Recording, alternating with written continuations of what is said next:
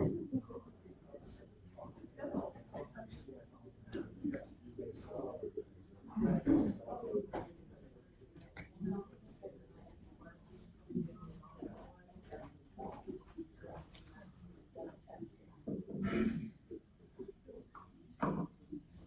you guys hear me? Okay, great. Welcome tonight. Today is the 8th of November, 2024. We're here for a special public hearing in regards to taxation. Excuse me, you have to bear with me tonight. I woke up with a cold this morning. I can't talk. I don't feel bad. I just can't talk. Absolutely. We're going to have a pledge and a prayer first to open the meeting, and then we'll do introductions, and then we'll go from there. So we've asked Amy Blake, she would lead us in the Pledge of Allegiance tonight, followed by an invocation from Lisa Bell.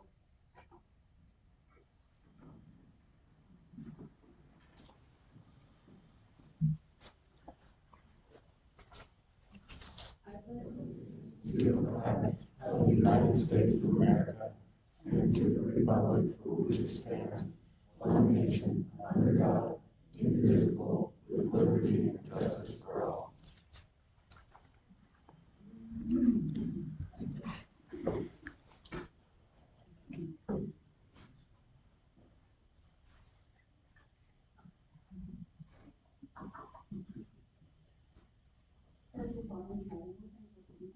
For the opportunity to be together to listen and learn from one another. We ask you to bless us with open hearts and minds and the opportunity to learn from each other. And these things we pray in Jesus' name. Thank you very much. Okay, so I'll make a quick introduction. My left, your right on the end is Luke Will. He's our auditor back in Iron County. Next to me on my left is Commissioner Marilyn Wood. My name is Mike Blake. I'm the chair of the Iron County Commission. To my right is Bob Cousins, Iron County Commissioner, and our county clerk, John Whitaker. John Whitaker.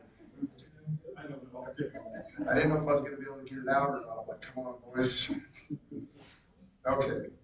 So, first of all, tonight, for anyone that wants to make any comment, there is a laptop in the back. We ask that you go, if you haven't already, sign into that laptop for comment.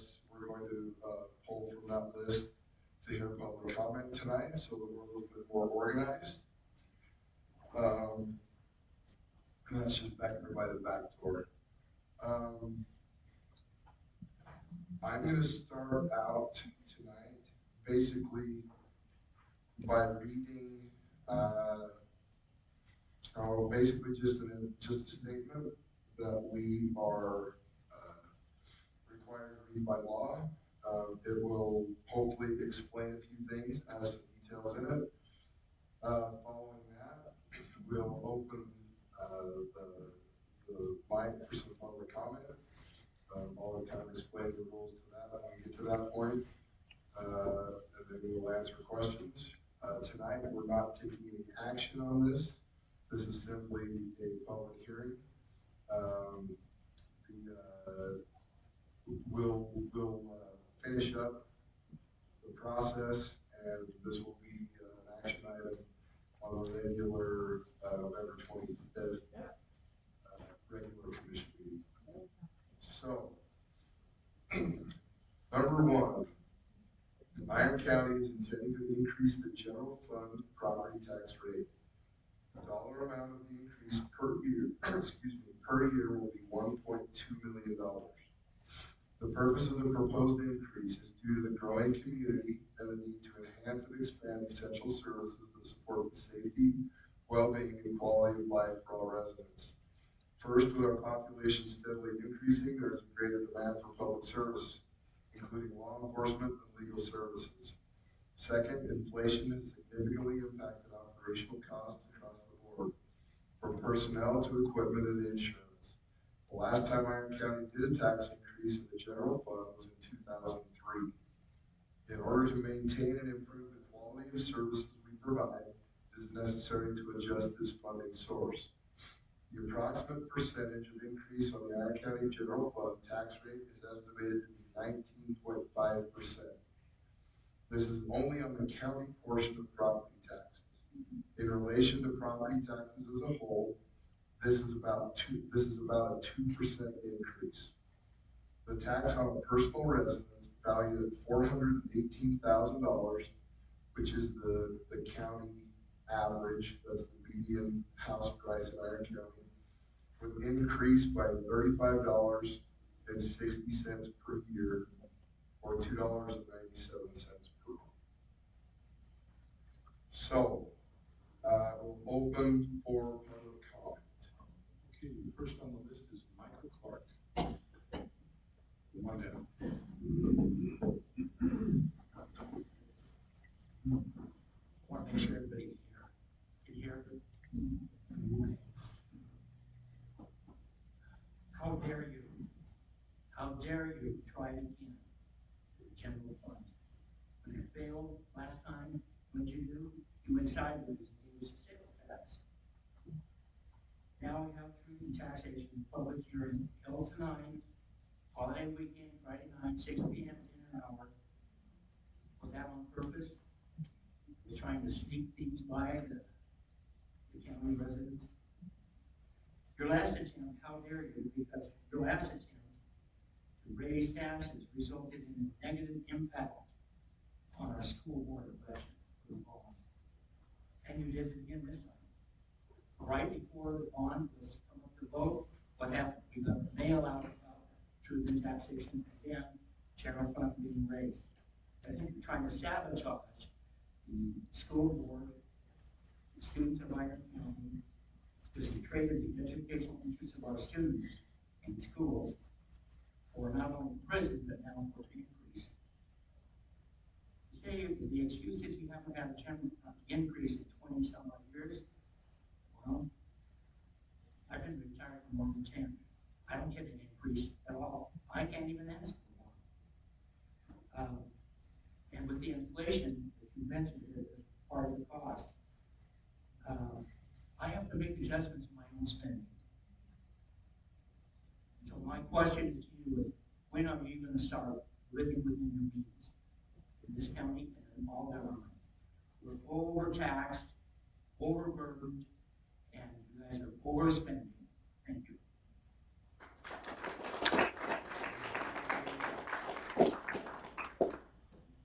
Next one is Ann Clark.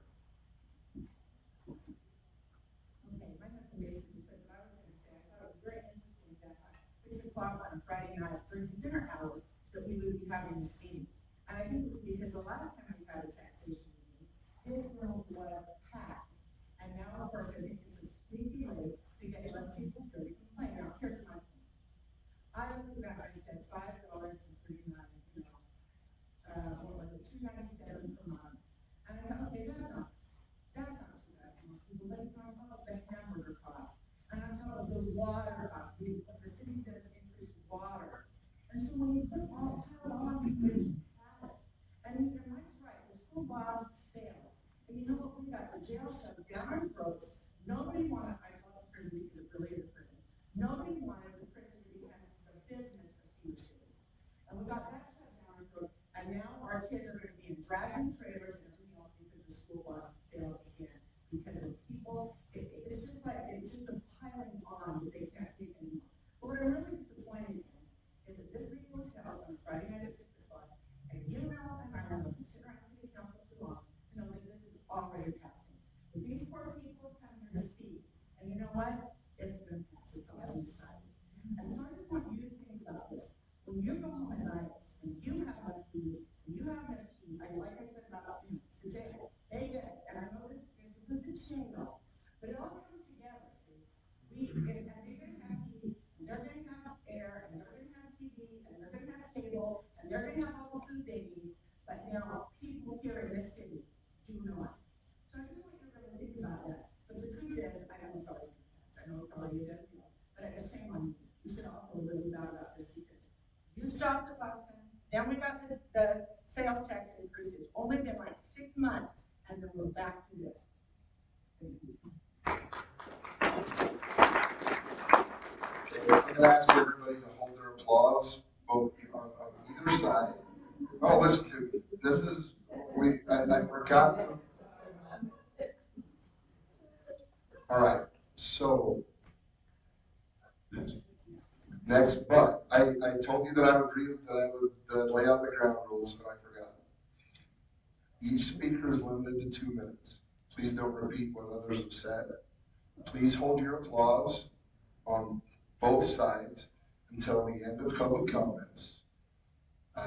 What's to be said is to be directed to the commission without attacks on other people's characters. Those are the general rules that we have for all of our public hearings. And those are the rules that I'm going to ask you to follow tonight. So, moving on The Solomons?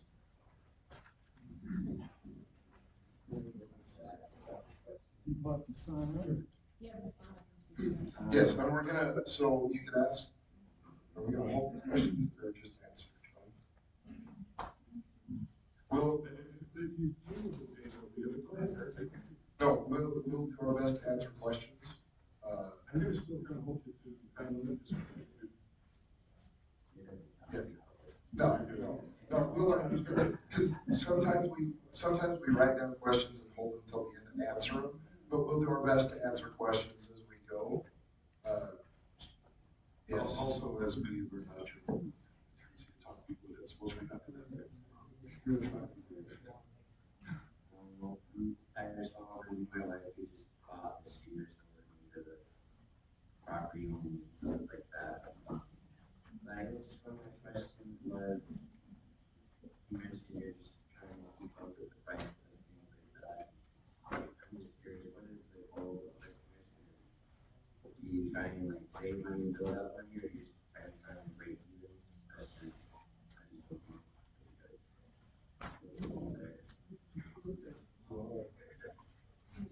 Yeah, No, I he's the money, he's the money guy. He can probably answer Yeah, no, I can answer that. So in government, we're only allowed to have so much money in savings, like we can't raise taxes, so we have so much money, there's a limit we can have. We have to stay within that limit, but we do have a good fund balance every year, so we have enough savings, something were to happen, we have money for that.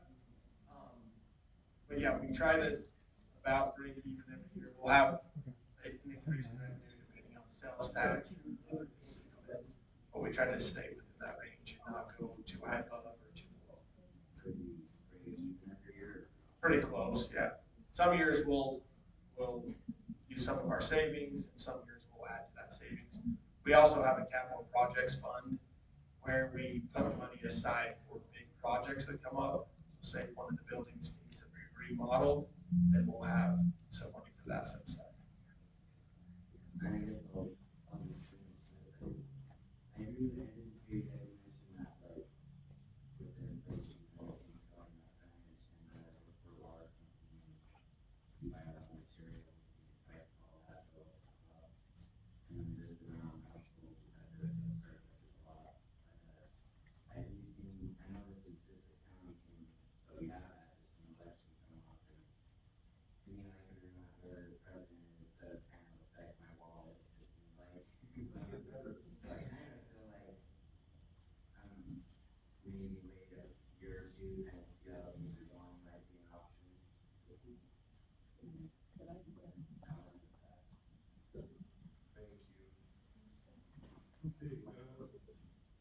Okay, Tom and Jody Legault.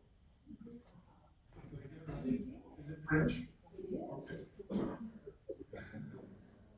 Okay, our big concern, and I think it's a concern of a lot of people, is we are on fixed income because we are social security recipients, and it never goes up. But yet our property value goes up, and we cannot pay for it. Is the goal to tax us out of our houses that we got since the seventies? No, absolutely not. And there are, well, there are programs, through our auditor's office, treasurer's office, if folks are unable to make their property tax payments, there are programs to help with that, to help mitigate with that are already in place. Because if this keeps happening, we're gonna be pushing Seattle taxes where we live, and we're gonna be up to $10,000. But again, our income will never go up again. And I spent my entire retirement taking care of my mom who has Alzheimer's. So if this goes down, it never goes up. So it's something you guys need to think about, because there are a lot of senior citizens that can't afford this. Right. And like I say, we do everything we can to work for those cases. There are abatement programs that are in place, that have been in place forever. Come in and talk to Lucas. The auditor's office is well versed in helping people mitigate these problems.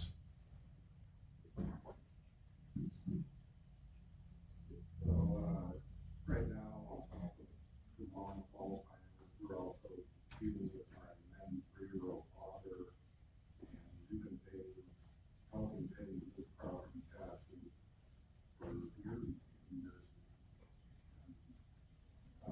His property taxes exceed his wages that he makes annually.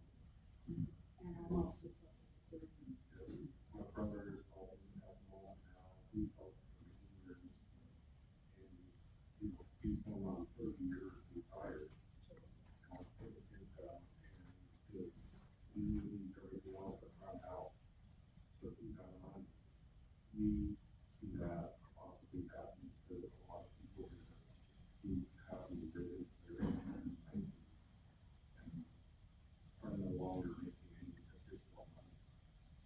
That's our biggest concern. Sorry, I was looking at the word in tax abatements. Sometimes they fixate on fixing the problem.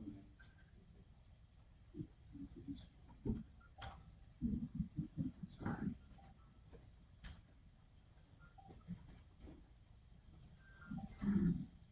Okay, well, who's the next one on the list back there?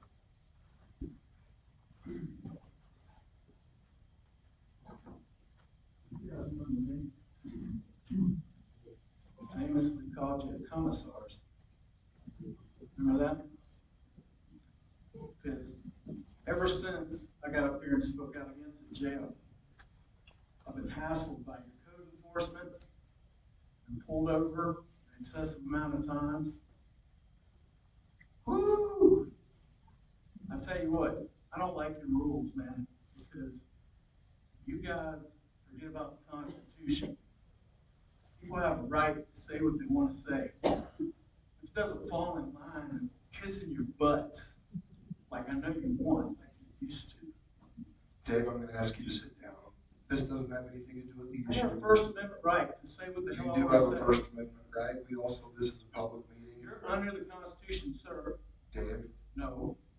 if You don't get to make rules that violate the constitutional rights of everybody in here. I will call on. Of course you will. Of course you will, because you are law enforcement. Why don't you call code enforcement on me again? Huh? Dave, this is outside the parameters of the public hearing. I'm working on a federal lawsuit against these folks. You'll be served soon. Awesome. Dave? The next speaker is Edward. We need to fight these people. Edward W.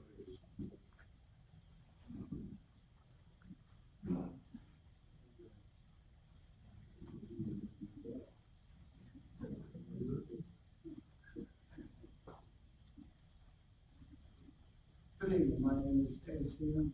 I have just a couple of short words. When I bought my home, my taxes were not reasonable, but available to me financially. They're almost 300% more now. My retirement hasn't gone up 300%. I've been retired for 41 years. I'm struggling more in the past 3 years dealing with the taxes and the increase in fuel and so on and so forth. You guys are killing us, especially a lot of the seniors who have been retired for at least one amount of time. So our finances are nowhere near the simple $35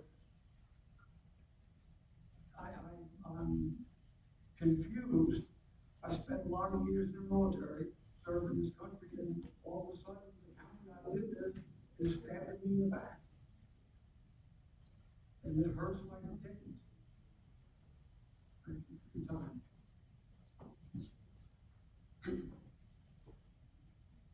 Okay, the next speaker is Rhonda Gardner.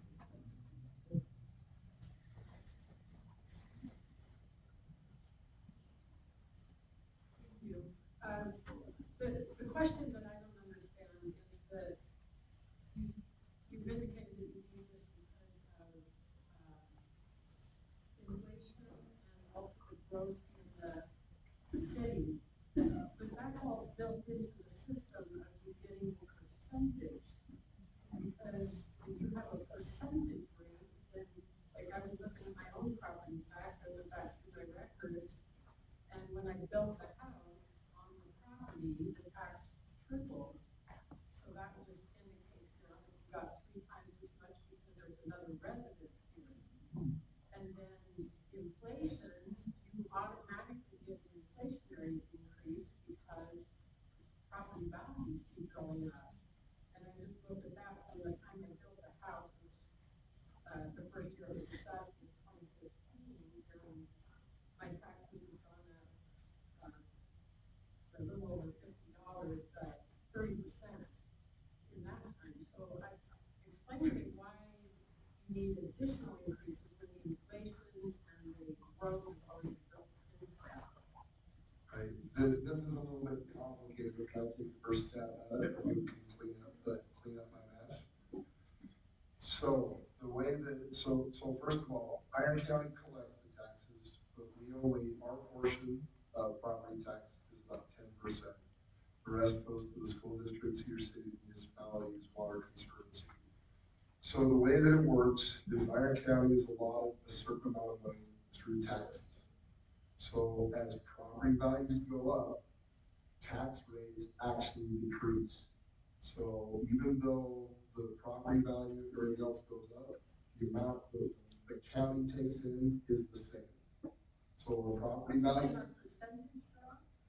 Well, If everything is static. if everything is static, so it's I mean, it's wonky, but basically, as houses, as values of houses go up, which has been exponential, period, property tax rates actually decrease, which keeps us the same amount of money coming into our county. When those property values go up, we don't get more money.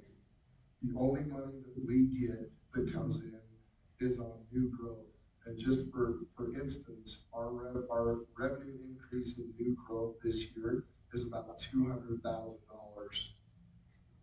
New growth that we get as the county. So. What are the main things that has to cover? That covers roads, that covers law enforcement, that covers council on aging, fire, and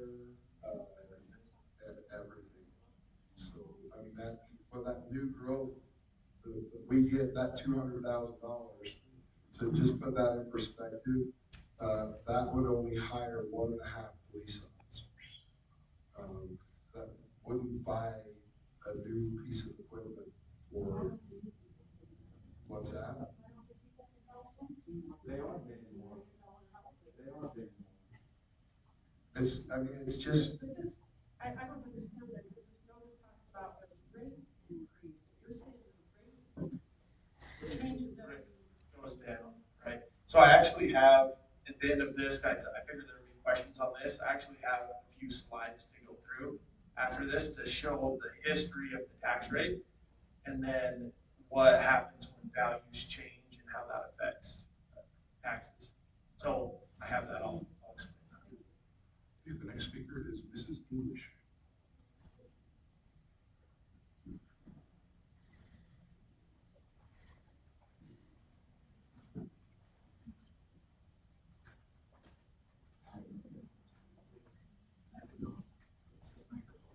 I can hear you.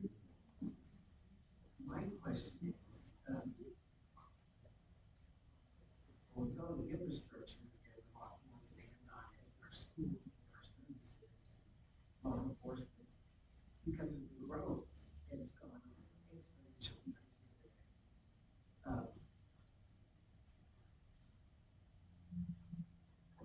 why aren't these new people, these new construction sites, these multi-family complexes, and people who sold very expensive homes from other states to come here?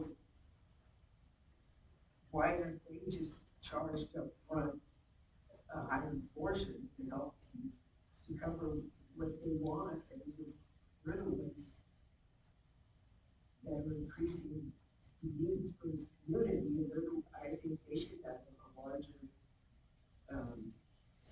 responsibility in providing for the improvements that are needed. These are, well, mostly senior citizens, mostly are retired, a lot of us have aging parents who are taking care of, having taken care of. Yeah, so unfortunately, we can't charge a higher tax rate for certain people or certain buildings. But when they do build a new building, that is when we do get the new growth property tax that Mike was referring to. So, like he said, this year, our new growth was $145,000 in our general fund from new properties being built. And so they'll start paying property taxes, but we can't charge them extra in the first year. They pay the same property tax rate as everyone else, every property. Charging them higher tax rates, charging them a relocation. Right. So, there is a version of that, it's called an impact fee. There are some pretty strict rules about how impact fees are used, and the county really doesn't get impact fee monies unless it's in an unincorporated area, but that does kind of fall along the way you're saying, that happens in cities and also in unincorporated areas. But then the other end, is that we have to be equitable in how we, value and tax real property. Does that make sense? We can't be like, well, you've only been here for 4 years, so you're gonna pay more. I mean, that's. Maybe this isn't the right place to address it, but when people apply for building permits and people, these builders are determining the price of the homes they're gonna sell in condominiums, I just think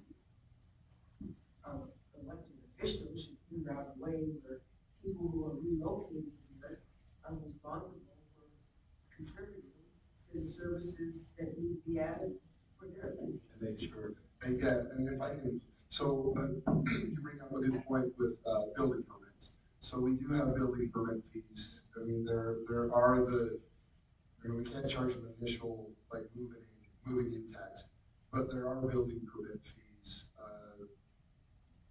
those type of things, and that really does help offset. That does bring revenue into the county, so that we're not so reliant on just property tax. Property tax is one revenue stream, but we do get revenue from building permits. If we didn't, we wouldn't be able to function at all.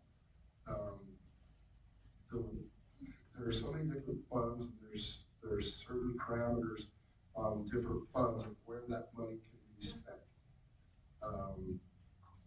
For instance, there's a certain pot of money that can only be spent on public safety, whether it be fire or police. There's a certain percentage of money that can only be spent for assessing and collecting taxes. We do bring in fees. We bring in recording fees. We bring in building permit fees.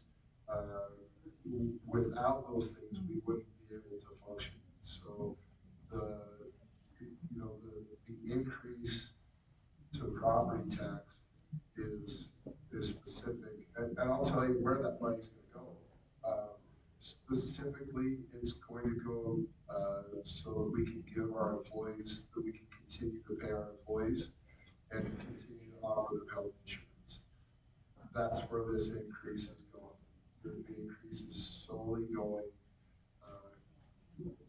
And, we're looking at a very small cost of living increase for our employees this year that's numerous percentage points below the national average for cost of living, but it's what we can afford.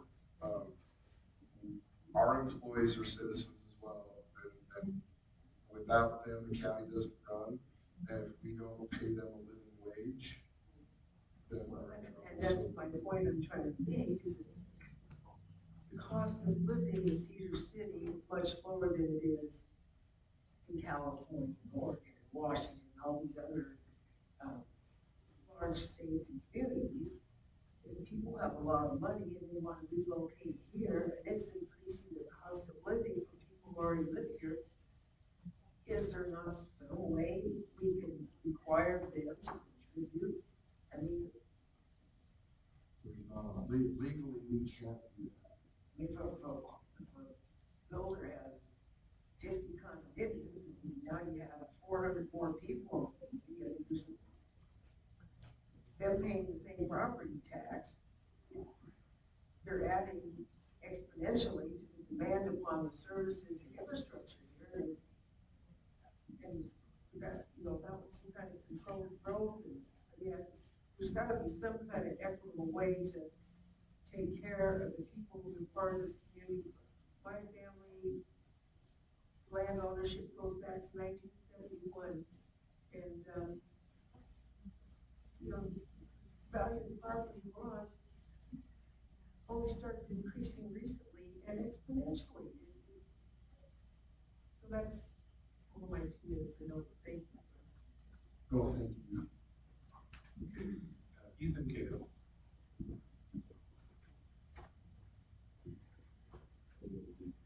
So the question I have though is related to inflation. Okay, we're all struggling on a lot of things.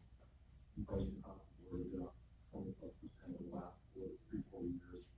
I work for a company that has 100,000 plus employees working remote. And I just we could even send that somewhere else. And $3 a month doesn't sound like a big deal, but it is a big deal. It adds up. My cost to receive benefits for my employer continues to increase. It sounds like we do the same for the county. My benefits are increasing, which would be the same for the county. So my question is, if this truth in taxation county proposal is not a foregone conclusion done deal already, what is the inside the box thinking to make do with less, do more with less? I have to do that every single day with my family, with my employer. I for example, I lead a team of 12 people. I've had to cut 20% of them in the last 2 months. The work hasn't changed, I thought to do more. I have to be creative in how I find a solution to that. And it's multifaceted across many different areas. I work and I run essentially 120 manufacturing plants. Those are people that are counting on me to do the right thing in the best way possible. But how is it coming to do that? Have you had to pay those employees more money over the last few years? No, what happened with the Great Recession is we had a lot of people leave for about 12 months, and we had a lot of them coming back to a lower rate. I have not had, me personally, my team, I have not had a salary increase for 2 years. And it's not very common. Okay, so then now it's okay. So I'm not saying that not everybody's not that, but I'm saying it's my team. Oh, so here's my question then. What would you cut? What's the hierarchy of needs? What's going to be cut in services if facility is gone? And I agree that you need to be gone, but what is the key here?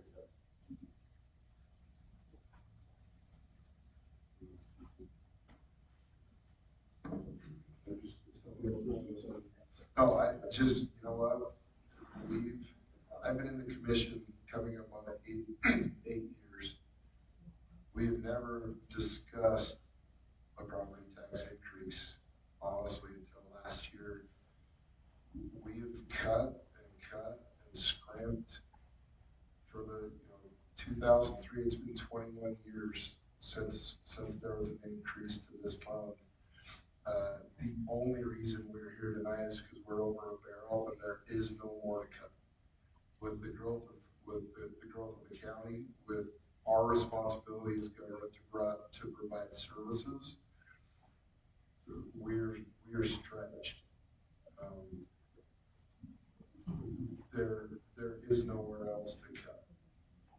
So each of us commissioners have different duties in the county.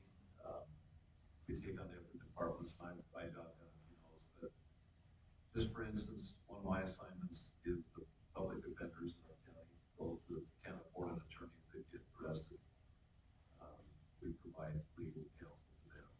And this is just one example, but they are so busy that one of the judges has said, look, you need to get them more help or else. I mean, you need to hire another public defender for these people. And attorneys, you know, I think we pay them about $93,000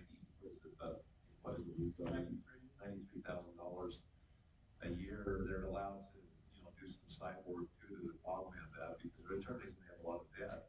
But that's just one example. Is with our county growing, we can continue to have expenses. With inflation, our gravel's double the price, our oil's double the price, our gas is double the price. I ran a business for 33 years, old with my son 6 years, I still have it. We've been going about 38 years, and it was interesting. We had a contractor call the other day and said, hey, you built a house for us, and you did some work in our house in 2013. And I look back at the records, and the bid on the cabinets for that home was $31,500. My son just worked up a bid exactly the same material, exactly the same everything, and it was $55,000. And so in business, when we have labor increases, and we have excellent employees, we have raised their wages to people. We've had to. And when you're in business and you have increased labor and materials, you have raising prices. We're in the county's business. We run a business. I suppose, I mean, this gentleman asked what we could do different. I guess we could close the landfill 3 days a week. And now pick up trash off. I guess we could try some of those things, but I think Mosdale and I think Rocky Ridge, I think some of these companies that depend on that as their livelihood would probably be rueful of having something to say about that. So to buy a road grader in our road department is twice as much as it used to cost 10 years ago. Twice as much. So when I was getting a haircut a while back, I've used this before, so some of you heard this analogy, but I asked my barber, I said, how much were haircuts 23 years ago? He said they were like $5 or $6. Well, the last time I was at the barber with the tip was $25. So we're running the county on $5 haircuts. We can't do it anymore. And I would welcome anybody in this room. Mike and I's terms will be up in 2 years. I may not get an A up. I don't know what Mike's going to do. None of my business, but any of you guys in this room are more than welcome to file and run as a county commissioner. Any one of you folks can do that. Because I'm telling you right now, it's not fun. This is the worst part of the job. I've been in public service for 14 years, and until we started talking about the jail, which we've been planning for many years, I've never voted for his taxes. I don't know, I don't like his taxes. But what do we do? And you talk about buying hamburger. We have employees in this room that have to buy hamburger too. What are they supposed to do? Do we not give them rights? We have the state of Utah. They came out and we struggled there was a while there, it's a little better now, but there was a time that we really struggled with keeping sheriff deputies higher. And we would still struggle with our jail, with staff to run our jail. And we're down 5 employees right now. And because we're down 5 employees, we have to find other employees who will fill those shifts and pay them overtime. And so it was 2 years ago, I think the state of Utah raised the highway patrol's rate of pay by $8 an hour. What do you think happened when they did that? Every one of our deputies in Iron, Washington County, they want to be highway patrolmen. They're making $8 an hour more. What do? Washington County has also gone to that same wage, so we have lost quite a few of our people to them. So we're competing with all of these inflationary factors, and we don't know what to do. I mean, we just don't know. We still have to get up every morning, plow the roads when it snows. We have to chip seal every road in this county that has to be chip sealed every 7 years. So, and you guys, I'm sure a lot of you know what that is, some may not, but You put an oil, a layer of oil down, you put chips down, you put another layer, and that saves the roads from wearing out. If you don't do that, the roads are gonna fall apart, and it's extremely expensive to replace those roads. And so, and those chips are twice the cost that they used to be, the oil's twice the cost. Or the more. The labor's twice the cost, and so. So we have the same 20 guys, and now we have all these other new subdivisions. So we have the same 20 guys that we had 20 years ago. So we're still running the county on $5 haircuts, so I'm open for suggestions. I don't know what to do. I mean, What this inflation is not like that. services would you be willing to cut as residents? The new jail. What? That's city. That's city. We don't do that kind of stuff. That's city. And I oppose that. We took over the fairgrounds. And that helps, the events help because they rent that. So Parowan was just gonna close it up, they didn't want to put the money for it. And it was kind of an odd situation because the fairgrounds was, Parowan, it was the city, and then the county, of course, had the fair. It's the county fair. And I think it's important for the county to have a fair to come together. We could eliminate that. We took that over, and it has been more money to run the fairgrounds because we're paying all the expenses. But we went in and cleaned it up, and my husband and I and some others helped do those fences for free. Every stick of that was donated because I knew we didn't have the money to do that. So all those fences and all the wheels and all of that were donated. Frank Nichols donated all of that, and we welded for a month straight and then put all of that up. The road department did come in and help us put those big overhead things up, the ranch entrances. But I just think it's really important to have a fair, but if we can't afford to, we won't. The new RFP that's out there, what is on the board? It is labeled as A plan? event center. Oh, So what is all that? I think you're probably talking about the planning, or, so it's just been willy-nilly put together when Parowan didn't have the monies to do that, and so it's just been kind of thrown together. So we felt like it was really important before we did any more projects on that or anything because there is monies, we have spent, monies from the tourism dollars that we can spend on that, not out of the general fund, tourism dollars that we have spent on that we've been able to do some improvements. And so that, that's been a really good thing, but we felt like that we needed to back up and plan what it's gonna actually look like, because we've never done that.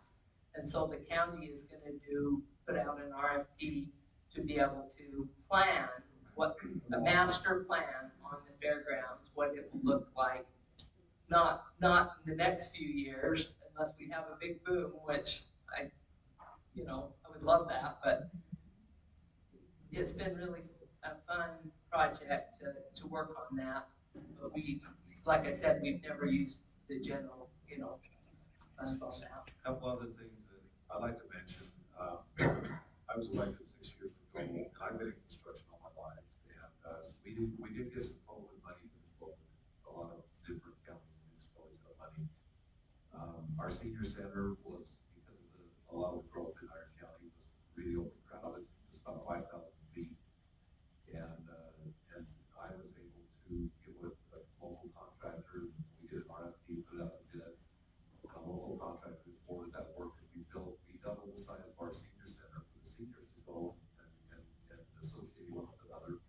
And we paid for that with the COVID funds. We did spend $900 tax dollars on that. And I'm proud of that. Another thing we did when I was first elected, we sold Pine County owned a building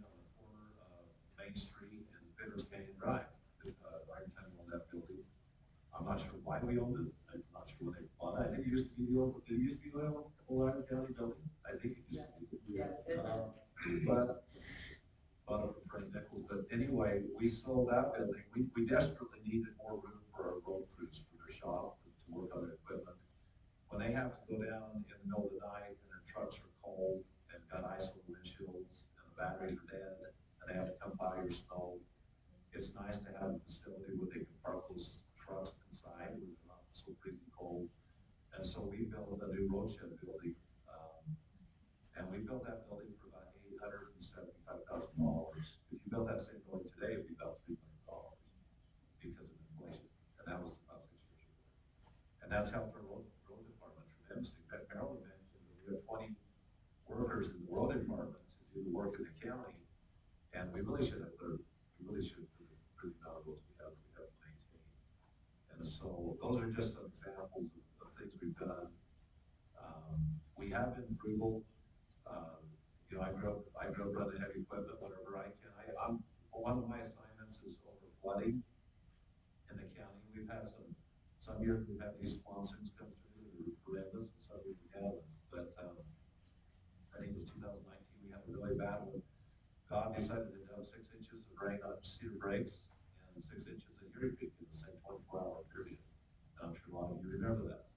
In about 3 o'clock in the morning, it was bringing trees down that channel that were 30 feet long and this big around, and it reflected one of the trees got caught on the bridge, and it started collecting debris, and it overflowed the banks, and it flooded flying out the subdivision. And we had cleaned those channels. Those channels were cleaned, and we have a department. We have a full-time operator on the track hole that we have to replace or trade in about every 5 years. And we have him work. Yeah. So anyway, we have him work full-time cleaning channels in our county, so that when we don't know when these things are gonna happen, so that when they do happen, we're prepared, okay? But it jumped the bank on that subdivision and deposited, in some of those yards, it deposited about 4 feet of sediment in the yard. And our road crews worked for months. They hauled over 3,000 18-wheeler loads of dirt out of that subdivision. We didn't have to, but we did, and we helped it. And so there's lots of things, you guys, that we have to pay for in this county. And for those in here that own businesses, you know that your expenses. I can't believe you haven't raised wages in 2 years. That's amazing. Yeah, that's incredible. Yes. I'm sorry to interrupt, but did I hear you correct in saying that you're only getting $200,000 for your property? Yes. 140 For this year is all. in the general fund. Yes. Now let me. Go ahead. Well, I'm just gonna say, this lady and Mrs. English said that people coming from California. I'm from California. I'm a political refugee. I voted for Trump for many reasons. Thank you. But I'm in the same boat as you. So I just want to testify. State your name. My name's Robert Comstock. I'm in the same boat as a lot of these folks. I'm just at the bottom. My taxes have gone up 30–40% in 2 years. 2 years. And California did want to implement an exit tax, which isn't fair to me because I've spent literally at least $100,000 with Rocky Ridge. So I'm supporting the community. And I feel you're paying just like you folks. And honestly, you might not like this, but I don't mind this. What I mind is the $229 we just got charged to the school board a couple months ago. And I thought it was unfair that they had students coming up and saying, we need a bigger gym room. We need a bigger dance room. Well, they're students. They want everything for free. I want freebies too. They don't have, I don't think they should have a voice because they're not taxpayers. But we're not. I understand, But we collect the taxes and we submit it to them. They get about, like, what is it, about 60% of the tax, we get about 10%. here's my point. Here's my point. These folks, all these folks here, do you look at your total tax bill? You don't just say, hey, it only went up $2. No, we look at our total tax bill. and mine's going up $200-300 a year. Okay? So I've gone from 15 to close to $3,000. So I'm not far behind you folks. Okay, and people, not everybody from California is down on you guys. I'm retired too, I'm on a fixed income. And I'm not getting any more unless my investments grow, which they're gonna grow with President Trump. Things are gonna get better under President Trump, folks. We were better off. So I'm not down on this one, I'm just down on the 2 or 3 that we've had this year. So. Well, it's really about the sales tax. You see what I'm saying? The sales tax, this is. Anyhow, We don't have to. we're gonna catch up to you. See, in California, we had 2% every 6 months. I'm telling you right now, I sold an expensive house in California. It won't be long before my taxes will surpass what I was paying in California. Thank you for listening. Thanks. We're gonna go, John, let's get back on track. Next speaker is Stephen Q. Stephen Q. Oh, he's coming. Yeah. Okay.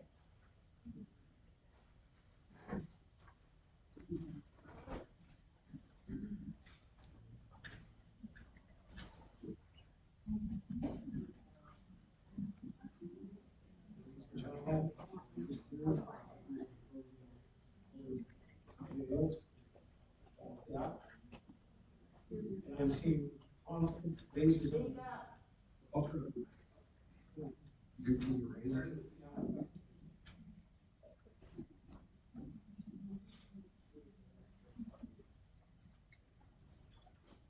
I moved here from California. I came up here every year since 1978, vacation, now I'm up. And what I'm seeing is everything is so ridiculously expensive that I came, I did well, working all the years I did as a grocery store work. I bring in $44,400 with my wife, and I'm permanently disabled. I'm 69 years old. My lifespan is very limited because of dementia, and also, I should say vascular dementia, as well as cirrhosis of the liver, which I inherited, not from drinking. And the amounts that I get from Social Security in my retirement, I applied for a discount because I am disabled and told by Paragon, I make $400 too much. At what point, I have never had any children. My wife and I worked all of our working lives. Never had a single child. And yet, look at the amount that goes in. And I understand it needs to come from everybody to support all the children. But there's a lot of things that need to be cut that aren't being. Schools want more security. It's not stopping the shootings. What's going on in society? Why are we not looking at it? These things didn't happen when I was a kid. Occasionally somebody would be in the next town and get cut with a knife. That's it. It's people that's allowing children to grow up. You can't reprimand them. You can't touch them verbally or physically. And now the big cry out on TV is putting them in isolation rooms. What are the schools supposed to do? How do you stop it? Where are we failing as a people if we become more and more technically advanced and we're regressing back to where people I don't understand. But I also don't understand why you guys can't see that people on limited income, they're going to be selling their houses. Where are they going to live? They're going to be homeless? We keep wanting to grow the city. I know Mayor Green ran under the ideology that he was going to grow Cedar City with maximum potential. Main Street, we don't have infrastructure. Where's the money going to come from when they need new sanitation? Where's the money going to come from when they need more water? We bought $30 million this last year for Railroad Junction. Aquifer. That water's been gone. Our aquifer was already dropping 100 feet a year for the last 30 some odd years. People need to look at, they need to control our expansion. People want to move here? Well, then we need more jails. We need more police officers. We don't have what we need right now. And you saw the uproar you had about one, the jail. I remember all 4 rooms being full. I wouldn't have known about today if it wasn't for when I was at the hospital, seeing this article about this meeting tonight. Why was it more well published? If it was more well published, there probably would have been a lot more people. Well, there was a notice mailed to every property owner with their property tax bill as well.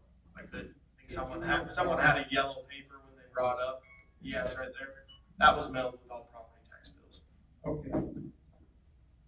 All I can do is voice my opinion. Are we gonna go back to when you hear the stories about people eating cat food because they can't afford to buy a can of tuna? I have lived within my means. It took a great job this year to replace my roof.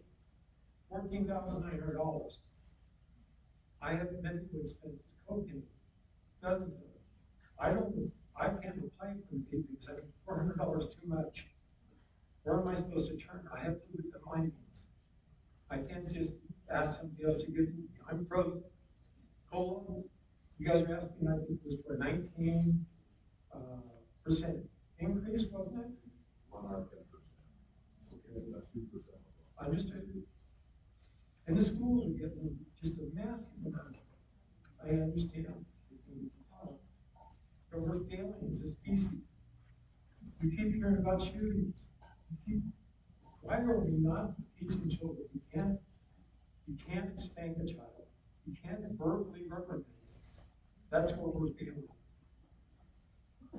Law enforcement, I'm sorry for law enforcement. I am very much in support of that. I kind of let you go around long, but you well past your 2 minutes. Okay. Okay.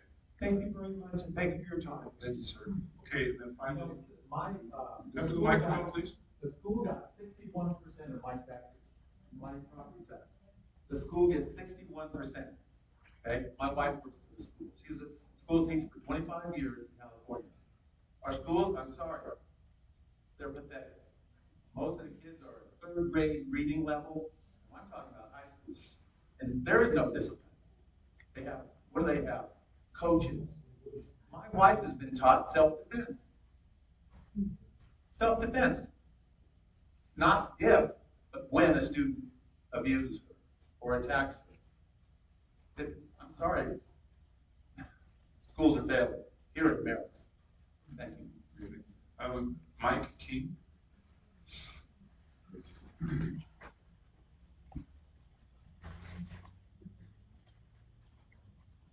had a question on the value of a home. It's a little bit vague. I look at my tax form. Is that market value? Is that taxable value? That's the market. 418 is market value. So the 2% tax increase will be on market value. So what is your market value say?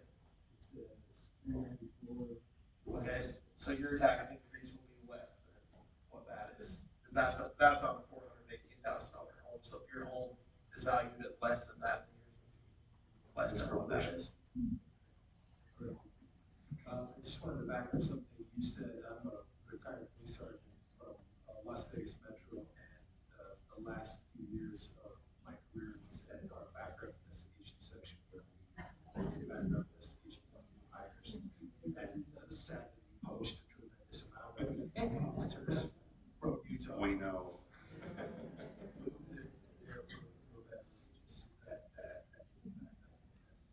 It is a nicer place to live here. Oh, You would agree. my wife and I are both retired police officers who are dreaming to go. Our retirement is taxed by the state, so we're happy to do it just to live in a place. That's the last of those that signed in,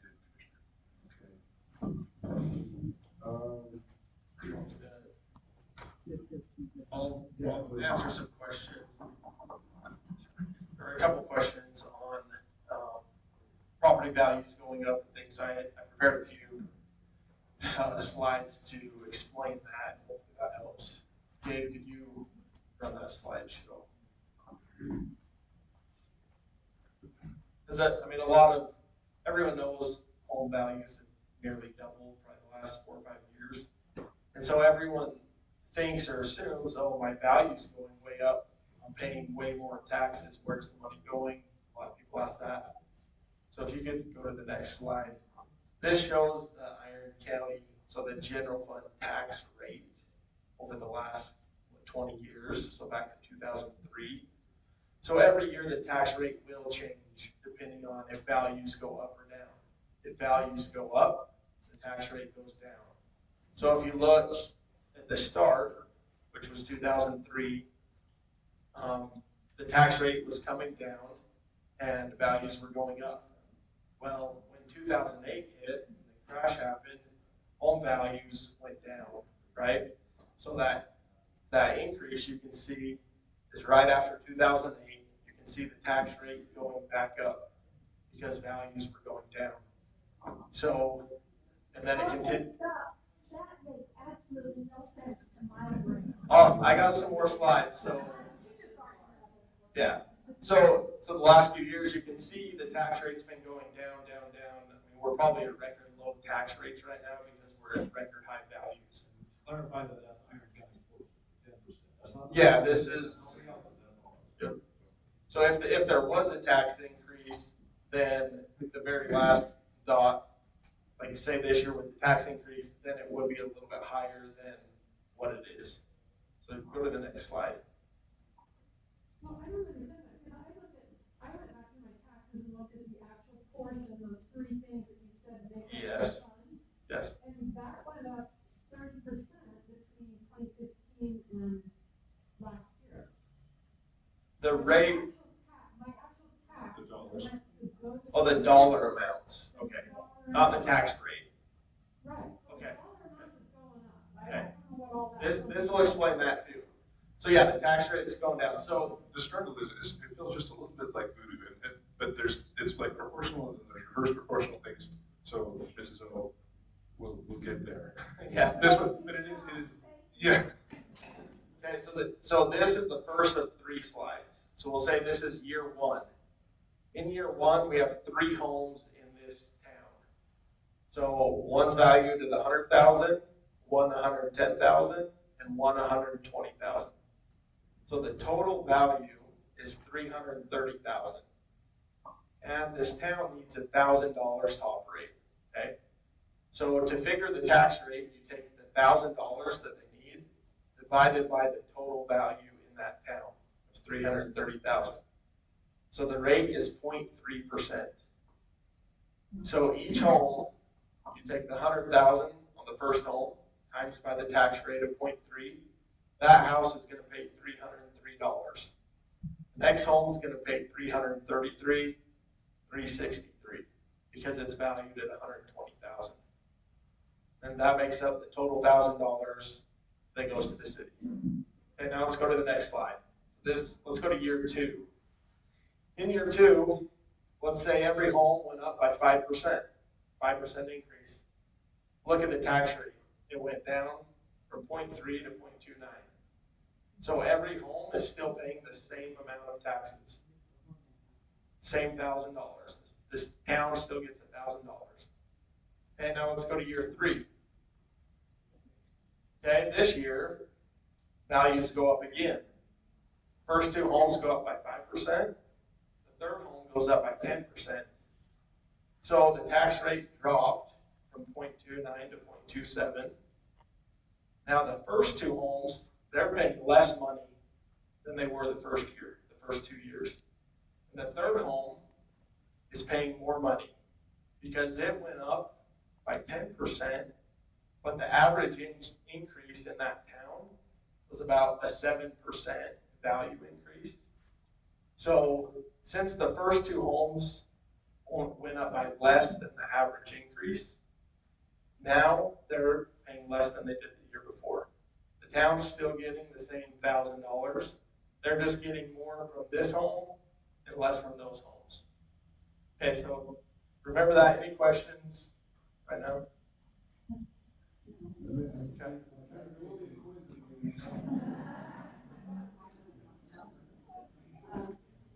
So last year, my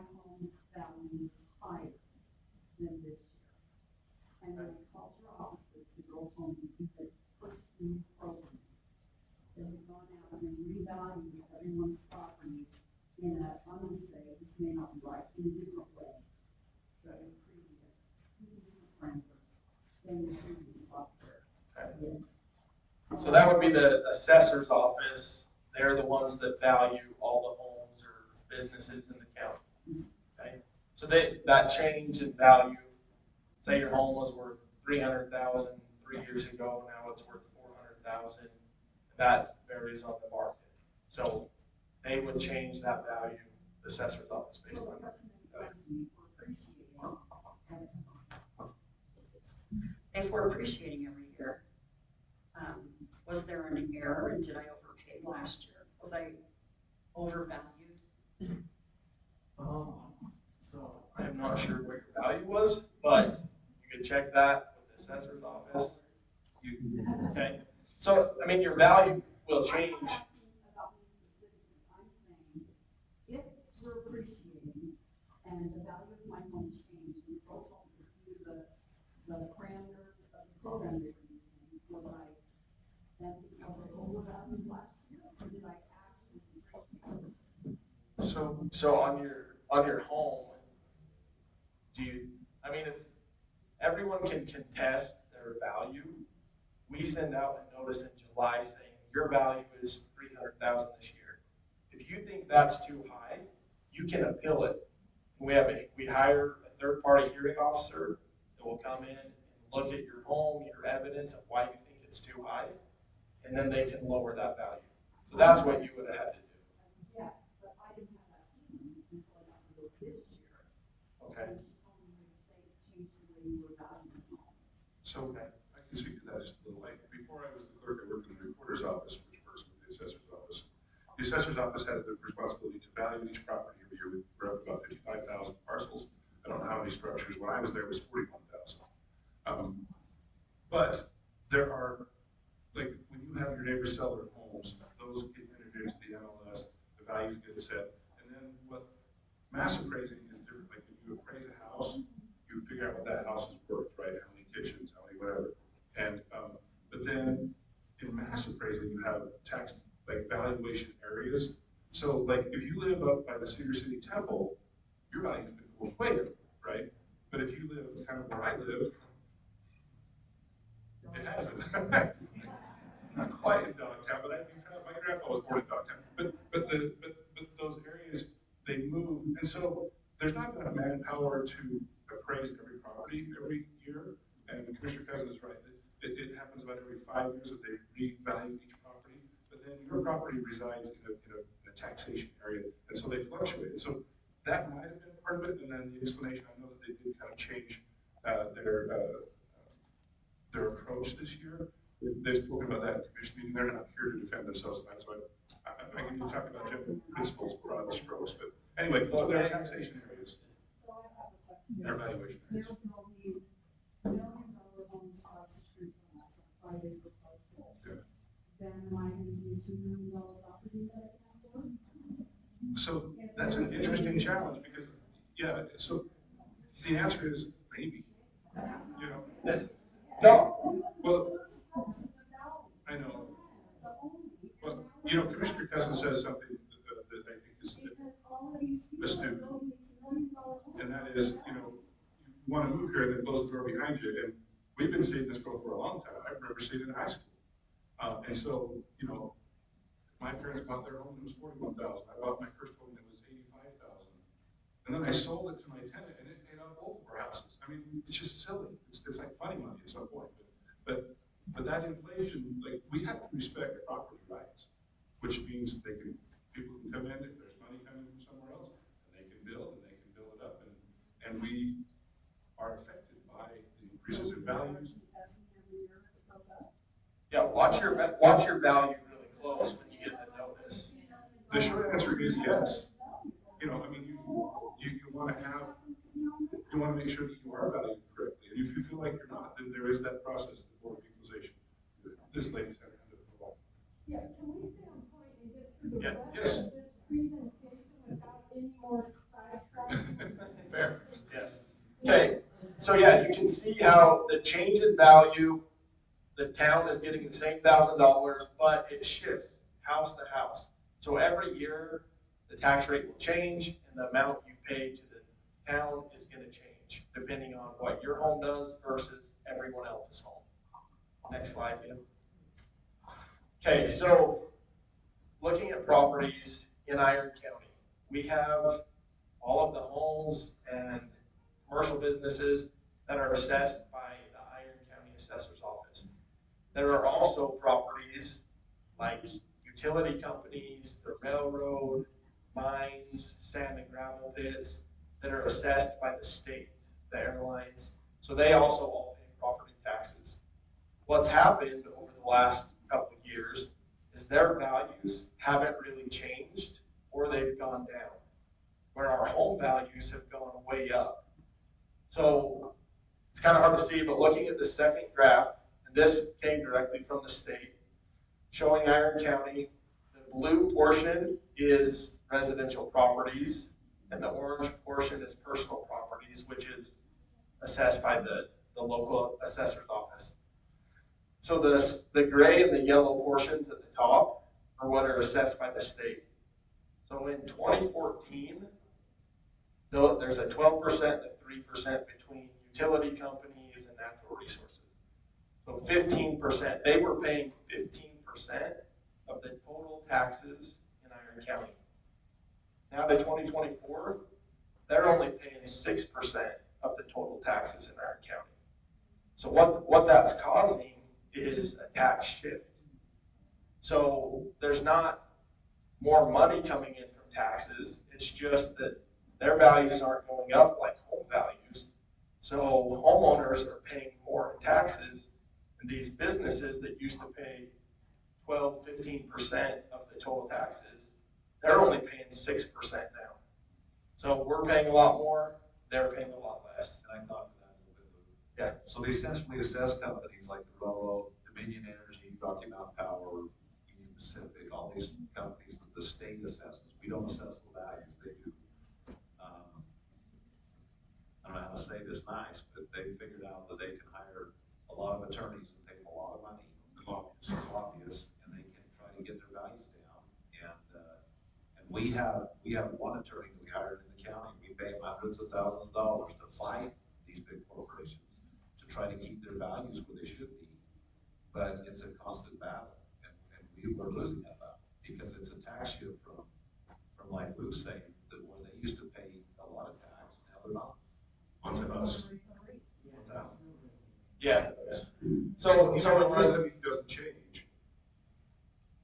The cost goes up because we've got to make up the difference that they're not paying. That makes sense. But that's why, I mean, a lot of you said I'm paying $300, $400, $500 more than I was 3 years ago. This is a lot of the reason why. You can go to the next slide. Yeah. Right. Public companies, the ones that we're referring to that have received a reduced tax burden. Okay, so, and I would just remind everyone, we would do well to be reminded that these are the same. Would you come to the microphone? Sorry, I won't get the recording. State your name. We're getting a little out of control. I'm Stephanie Hill, and I just wanted to remind everyone, there has been this enormous shift of tax burden, but as it's gone from these companies, they're publicly traded companies, they're the ones that we have our investments in. So they're feeling a fiduciary responsibility to us, but yet we're also, so we have to decide what we want to do. I mean, it seems to me, it bears repeating that these are publicly traded companies that many of us own if we have any kind of investment. So they are powerful, they do have these lobbyists and these attorneys that are able to sway the legislatures, because this is happening nationally. But these are huge billion-dollar companies that we are probably invested in. So it's a fairly complex issue. I mean, it's not like those are the bad guys, because if you're getting dividends or if you're getting any type of payment, You're retired. well, in fact, once the stock index has gone up since Trump is in, tremendous. Yeah. You're all up, and it's these same companies who are sticking it to us on the backside. Well, But it's not a simple issue. So I would just say, I'm going to express my opinion here. This is not And this to me is a question, I agree with you, except it's a question of equity, and that's what makes me angry about this on behalf of myself and all taxpayers.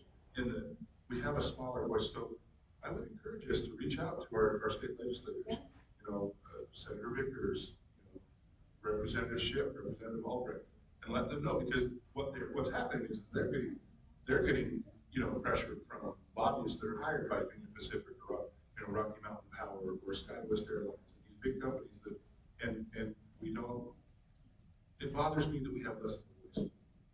Look at that. We've talked, and we're blue, we've talked, but we're blue in the face. We've met with the legislatures many times over this very issue.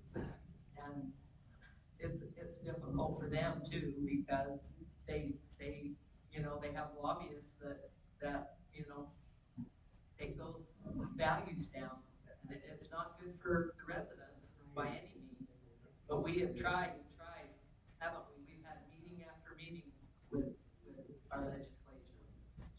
So just a look right here, this shows the real property, which is, you know, homes and businesses here, versus the centrally assessed in the gray, the yellow.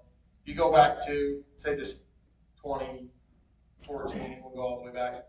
Home values were at 2.4 billion, and now they're at 7.5 billion. Utilities were at 384 billion, and now they're at 418 billion. So they've hardly gone up in value, while our homes have gone way up in value, causing that big tax shift. So, you know, everyone's, oh, the school, the county's getting way more money. Well, we're getting way more money from you, but way less money from them, getting the same amount of money. You had a question? That's okay. One more slide, I believe. This is just another graph kind of showing since 2013. This is the part of the tax shift. Residential homes were 54% of the total taxes. This is statewide.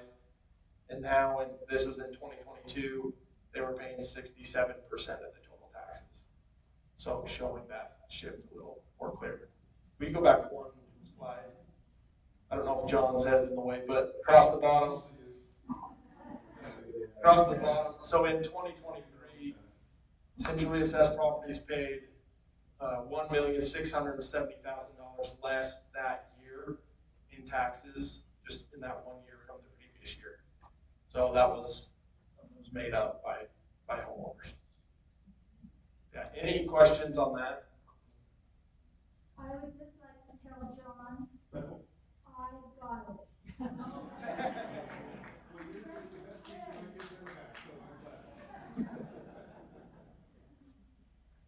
Anything else? Okay. That's all I got. There was a time, I don't understand it totally, but there was a time when the state imposed, so we have the certified rate. If our values go up, the rate goes down, like the chart showed.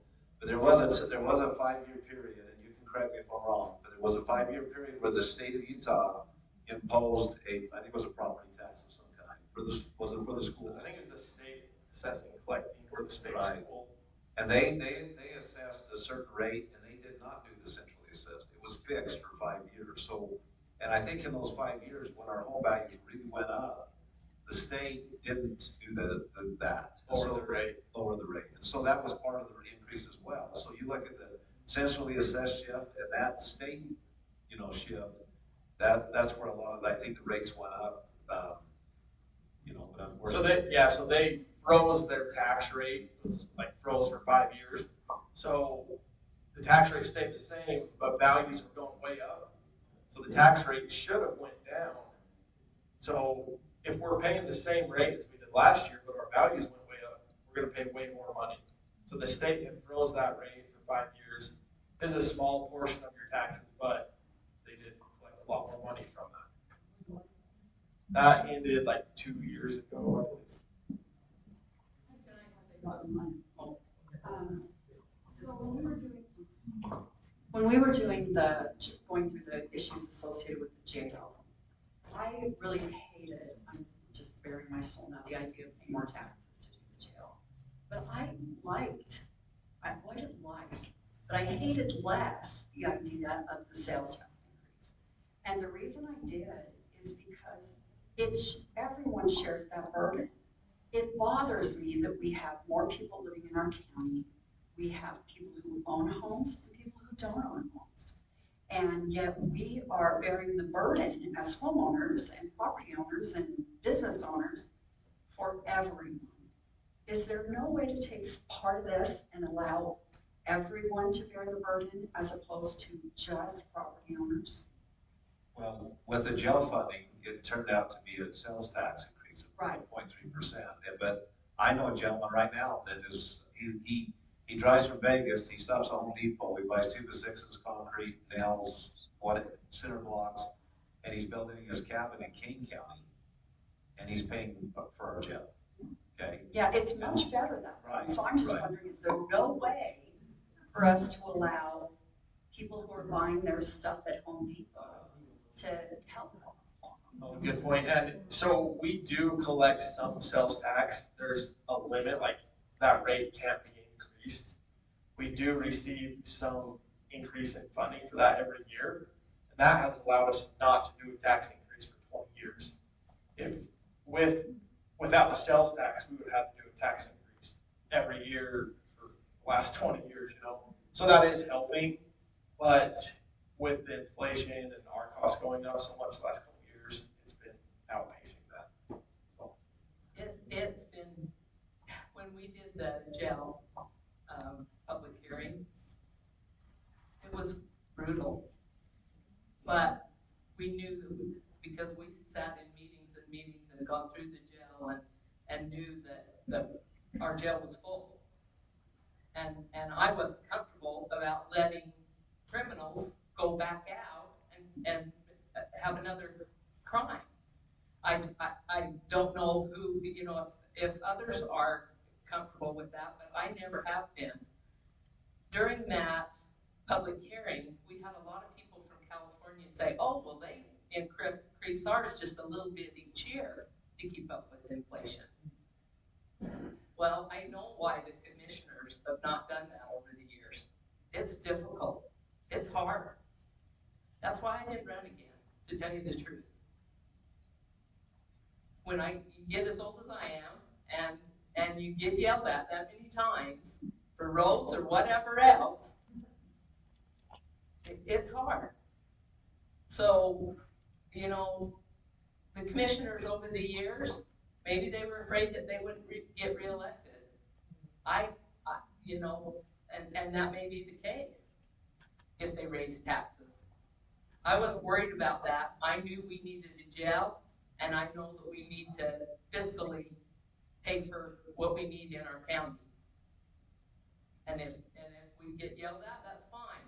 But we understand because we sat through meeting after meeting after meeting and understand the budget and understand the need for the jail. We had the oldest jail that is operating, and it was difficult. When I had to re-up for county commissioner, it was before we had gone through the legislature and got that sales tax. So it's a hard job, I'll tell you that. And 4 years of it at my age has been hard. Taxing. So to speak. Exactly. But I was willing to do it because I know the needs of the county, and I love the county. Well, we appreciate your service. I think your public hearing is kind of developed into a. It is, I just Okay. I just want to, I think, I want to make one more point really quickly, and then we're going to adjourn, just, we've taken questions. So when we as a commission, and we as a commission, I'm going to include Luke and John, HR, department heads, other elected officials, we sat down and crunched numbers down to the dollar in every department to determine what our very basic needs were. And what do we need to keep afloat? This isn't building in any padding. It's not building in a slush fund. We sat down and figured out, you know, do we do we do a 20% tax raise? And we're like, you know what, we can get by with 19.5, but we can't get away with 19. I mean, we spent hours and hours crunching the numbers to see what our responsibilities are as far as services to the community. And 19.5% is what we have to continue services to the community. There's, we could have said, hey, let's do 40% and then we're good to go. That's not the case. We're 19.5% because that's what we need to keep our county afloat. If you sit through the budget meetings that we have, we literally go line by line of every department in the county, and it's like, you know what, you guys came in $500 under budget last year. Let's lower your budget $500 and try to get, or you went over $200. Let's raise your budget $300 for this year. We really manage it down to the penny. And I just can't say anymore. But everything's gone up, so. I would never have I would have never considered, it wasn't even a thought in my mind that we'd ever have to raise taxes. I'm going into my 8th year as a commissioner. Until the last 2 years, this is a foreign conversation. It's not even anything we've had to talk about before. But this year in our budget, we've had requests. I think we had over 30 personnel requests from different departments that came in and says, look, I've got to have this. And I think in the end, we're going to be able to hire maybe 4 or 5 employees, 7 employees across the county instead of the 30 that really are needed. And some of those, I would say half of those employees come from enterprise funds like the landfill, things like that don't affect the general fund. So we're really, without this, we don't operate. This is the very bare bones of what we need to pay. Okay, we've all lost sleep over this. It's not pleasant at all. This is the very least impact that we can have on the taxpayers. I'm in the same boat. Again, as commissioners, since we've been able to raise wages, we've been able to keep our wages competitive. I don't know the last time that the commissioners got a raise. It was prior to my coming into the commission 8 years ago. We as commissioners, as everybody else in the county, we've been able to provide increases. We are the 3 that have never had an increase. And every year we talk about it, and it just, things are tight. Things are tight at my house. This is, up until very recently, this has been my primary source of income. I've worked 2 part-time jobs on the side to make ends meet. But to keep your taxes down, it's more important to me not to take an increase, because an increase to my salary affects everybody in the county. I chose this, so I need to live with it. But that's my 2 cents. We have a couple more questions. Let's go right here, Madeline Gray. No, I just have a question. Come up to the mic so we can hear you. Maybe tell us your name, please. You can hold that microphone. Oh, okay.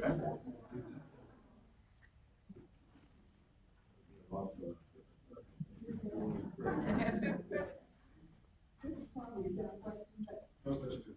I know that the jail bond there, or the school bond there, how did we get on help with anyone who did it? We did.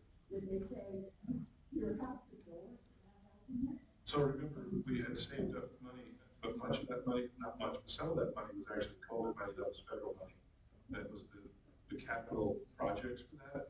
And then at the behest of the citizens, we actually went to the legislature and Representative Shipp and Senator Vickers helped shepherd through HB 488, which allowed for the sales tax short answer is no. Federal dollars don't fund correctional facilities. But for county. We have asked and asked and asked for, from every different place, the legislature, they throw so much money for recreation and all those fun things, but we got not $1 from any of that. And so jails are interesting in that regard because there is money that happens, but it's on the tail end, and it's when you house prisoners. And so, with the federal inmates, remember they're housed between conviction and sentencing, so, you know, and then the state inmates generally are the ones that help us with our facilities, like laundry and kitchen and stuff. And we get money for those each day. Yeah, no federal. But no big pots But of not to money build that it, they it's on the gave us back to end. do Yeah, it. yeah. None. There was a hand over here. Yeah, it's a quick question. I was wondering why, it wasn't on the ballot, or if it's not a voting issue, or. This one? This, Explain okay. the truth in taxation. You want to do it? Okay, so truth in taxation is it's actually an extra requirement that wasn't there previously. When Luke talked about the levy, like there are different levies on your tax bill when you own property, right? And so, and we're one of them, the general fund. And so that general fund is a fixed amount, and the only way it can go up is through that new growth that Luke explained. But when an entity wants to increase that levy, which is what the commissioners are working on now, then they are required to go through this process. It's not put to a vote like that. There are bonds that are put to a vote, or like last year, there was a group that was going to force this onto the ballot before we kind of changed directions, and that's you can refer an action of an elected, by any action that you know, a board of commissioners or a city council makes, you can refer that to the ballot. But there are, you know, guidelines for that. But for this, in this instance, there's no other method to get it on the ballot. This is something that, other than the public hearing and the consideration of your elected officials, this is representative government. There really is, it doesn't go on the ballot. Yeah. Is there somebody over here? I just, I pulled up the budget. Will you come and talk to the microphone so you can hear me on the record, please? I know. We don't want to either. I pulled up the budget, and I couldn't find anywhere where it's like, there's television budget, something like television. Okay. There, and trick or treat. Uh-huh. But I didn't find anything in there to explain really what those are. Sure. And then food tax. Restaurant. Yeah, the restaurant, million something. So the restaurant tax is, so when you go to a restaurant, you pay an extra 1% sales tax. And that goes to a separate fund. It's not part of this general fund. It's its own separate fund. That is, yeah, for tourism that's mandated by the state. So that money is used for like recreation or tourism type activities. Yes, so the revenues, it'll show the revenues coming in from that sales tax and then the expenses of what that money was being used for. Is there anywhere that's more specific what it went to?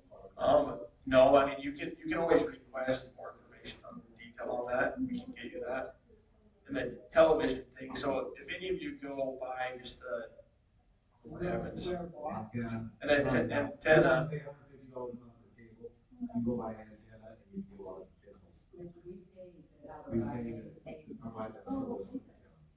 Yeah, there's like 30 or 40 channels just by having that antenna. I had a question, ma'am, Look, I think it was a $60 some odd thousand we were putting in to improve the peaks, but Mike could explain this better than I can. But we brought in some events this year. Mike, tell about events and how will that Also, we have, so Three Peaks Recreational Area is a county campground recreation area. So as we've, over the last several years, we've upgraded that area. We've attracted different events like the Utah State High School Mountain Bike Championships. We have another regional mountain bike race. Those events have actually infused over $1 million into our economy. Rock crawling, all of those things. So when we pay, you know, when we upgrade those facilities, we're actually, well, in the Utah Summer Games, or, you know, a year ago, we got an new director of the Utah Summer Games, which has nothing to do with the county. That guy's phenomenal in bringing in events, high school events. It helps us with that. And so, The restaurant. So we get a percentage of that. So like sales tax, we get a percentage. To use on tourism and advertising on tourism. This is probably for another manufacturer standing, putting the campground, all of those. yeah, that's, So and let you me know what? address that real quick. So we're having a meeting next week with the BLM. In fact, I talked to one of the people at another meeting, and she said there may be funds available that the county and BLM can go in together, because that is a, the BLM, the BLM.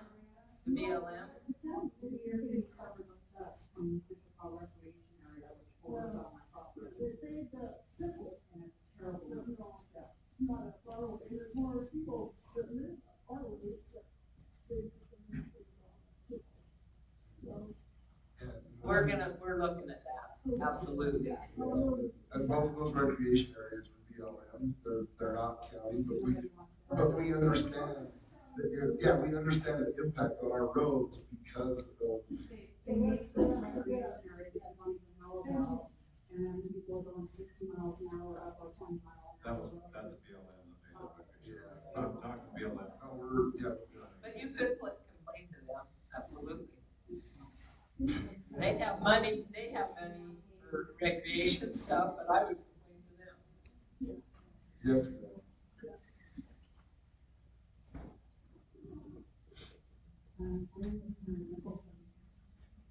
You know, all these taxes, my taxes went up on my property this year, only $350. And I don't get any services. We've got dirt roads that are so washboardy, it's not even funny. But all the new houses around us have got paved roads. Why don't we? That's not fair. We're paying for this. Let me explain what, so where do you live? Five county. Okay. So, something that's really been a problem in the county, back in the '70s, there were a lot of developers that would go out in the sagebrush and they'd take a blade and they'd, the road grader. Well, just listen. No. They'd take a road grader. They'd take a road grader and they'd blade the sagebrush, they'd sell lots to people, and the developer run off to California with the money, okay? And then everybody, when they started using that road, would complain that the road was horrible, and they'd say, we want our road fixed because it's a county road. No, we make developers bring roads to it. The roads you see in subdivisions, they have a certain standard. They have to over excavate those roads about 3 feet. They have to bring in like a 3-inch minus gravel. You're tearing them up. Okay, then let me. Was it 2 years ago, the, underground, service for, Wi-Fi came in and tore the heck out of our roads and didn't, okay, they didn't do anything about it. They're the ones who tore it up, and they said, oh, it's not us. We have to talk to the people that hired us. Okay, well, you'll have to talk to them. They were, you know, I have to. But anyway, to finish my point, if we took every road in the county and paved it for everybody, we'd have to triple your taxes. But we require developers to do as our standard, and then we'll take them over, we'll plow the snow, and we'll maintain those roads. Because we get funds from the state to maintain those roads. But if some developer, like, I'll give you an example, out the Sunset Canyon out by Wichita, on the other side, the developer came in there and he laid it on the dirt, and he chip sealed dirt. He didn't put any road base, he didn't put any gravel base, and those roads were horrible. And finally, all the residents got together out there, and we got a bid as a county, and we got several bids, and we hired a company to come in and fix all the roads, and they added about $20,000 to their tax bill to pay for the roads to give. I've been here since 2007, and I've been paying taxes for roads that. Who was your developer? Who developed your roads? They were exactly what So that's We what, have until, hundreds and until you guys hundreds all of get together as roads like neighbors that. and decide to improve those roads the way they should have been done the first time, then we'll take them over and fix them, and we'll maintain them, but until then, we won't. Because it's not fair to put that burden on everybody in the county that the developer should have done in the first place. Because you pay a lower amount of money for that lot, because those roads weren't done. No, I did not. Well, I paid $85,000 for my lot. So they're way more than that now. With the asphalt roads, they're way more money. But that was back before, now the county has them do that because it was such a huge problem all those years ago. And now, when they do their subdivision, they have to bring those roads up to county standards, and then we take those over. And then we're on the end of the water. All these new houses get on the water pressure, and we don't have any. Big time. And, you know, I pay taxes for stuff, and we're not getting the services that we're supposed to be getting. there's a Senate, are you on the Central Iowa County Board of Conservancy District? Yes. So they have a meeting every month, you can go to Some that of them meeting, are, and some of them aren't. you can go to that meeting, and talk to them about your water issue. They are going to pull it down. Right. They're making improvements, and it's very expensive. You know, things like in the road, but I don't see any value for all the taxes that I'm paying. Well, all the roads that you come in on, the big road that comes in front of Five Town. Yeah, no, the next one, right in front of Five, yeah. We chip seal that, the county chip seal that. And a few years ago, when they put some other improvements in there. And so all of the roads that you come out on are county roads that have been. One way in and one way out until we started building all those new subdivisions. Now we got. The county gives you a lot of services.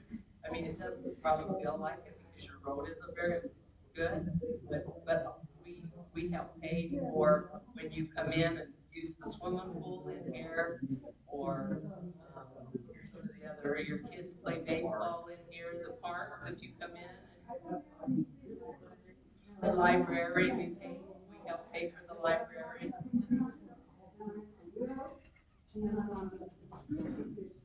I don't lose my house because the taxes keep going up.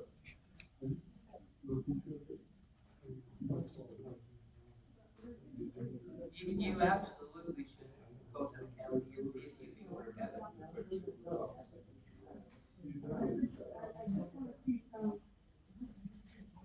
Something that my taxes are low. And the taxes I'm paying, but I want to see something that, you know, is benefiting me. And I don't see anything that benefiting me at all. We have law enforcement that keeps, Comes out if you have a problem. that's our biggest budget item, That is for law huge enforcement. budget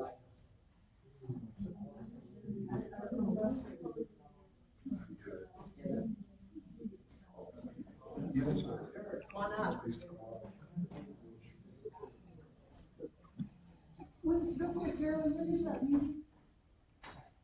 Oh, next Wednesday? No, it's actually going out west. No, it's actually, we're gonna meet with the BLM over another issue, and we are gonna talk to them about that. But I talked to another, one of the BLM employees the other day, and she said she was looking into it.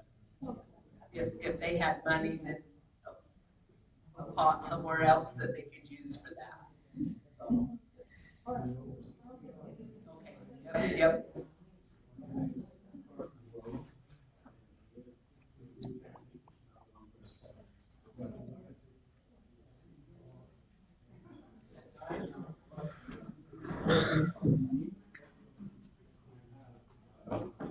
Paved road all the way.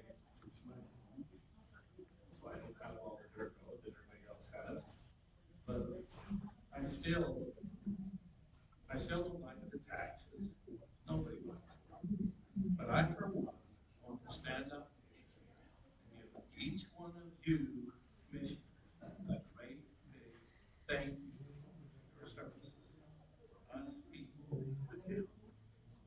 I know you guys really do appreciate you listening to all the people, all the complaints, because you come and listen to their complaints and listen to what you respond helps me to understand the tax issues and the budget problems that the county has. I just want to say thank you. We appreciate that.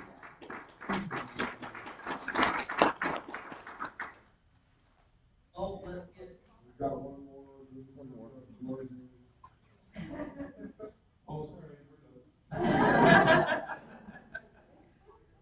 Hit that Adams guy. Wade Adams, Bryan County's employee. And I get sick and tired of cut this, cut that. We need to look for better ways to save money, this and that. You guys are doing a great job. You guys are frugal, you guys are conservative. That was a joke. But you guys, you have integrity too. I hear a lot of comments about you guys trying to sneakily and have his back. I don't understand that. So, you guys do a great job. Appreciate it. Comment I had on the roads out in the county. I was an employee for the road department for 23 years. 22 years. Went to the police department, but there's a lot of issues with the roads in the county. People move into a subdivision that don't have roads that are maintained by the county because they're on a Class B system. Their set funding comes from the state, maintaining those roads. I live in Enid. When I bought my house out there, that road was paved. All those improvements were there. I paid for those improvements. And when it gets fair to the rest of the taxpayers that have to pay for somebody else's road to be improved. That's what you do, that special improvement district. That's what it's still called. And those homeowners pay for those houses, those roads to be improved. The taxes they're paying now, they can cover those costs. So they can cost way more to improve those roads. Thanks for your great job you're doing. Thanks, Wade. I know. We appreciate everybody's efforts to come out tonight. We really do take these meetings to heart, as we've met over the last year, talking about different issues. We really have taken a lot of the suggestions that we've gotten from you guys. We really do appreciate your participation. We know that it's not convenient. Thank you for coming out tonight. If there are more individual questions and stuff that come up,